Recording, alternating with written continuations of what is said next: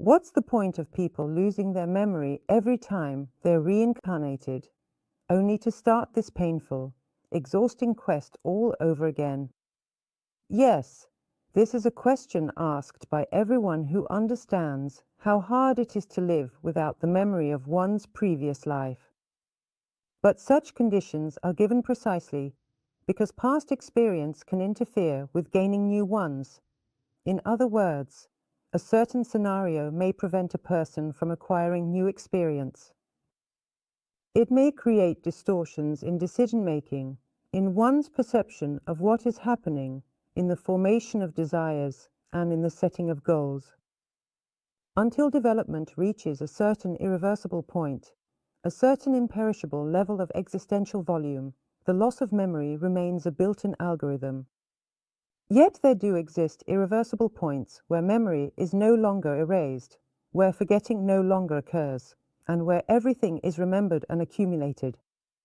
However, this happens only at very high levels of consciousness development, or when a person belongs to a very powerful magical bloodline, which, to be honest, hardly exists among ordinary people nowadays.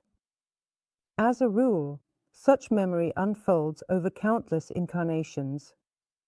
Examples of this can be found, in this reality, among Indian Brahmins and certain yogis.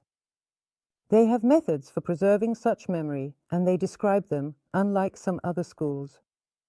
This also includes other magical schools, where describing such things is forbidden in a very specific way. Sometimes this knowledge is passed down within old families, but gods forbid it should ever leak out. If that were to happen, the entire family could lose this knowledge, so no one is willing to take that risk. Naturally, it happens this way. Experience keeps building up, again and again, yet it doesn't manifest itself.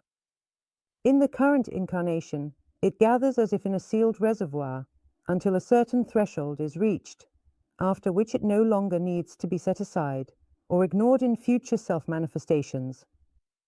If, of course, such manifestations are meant to occur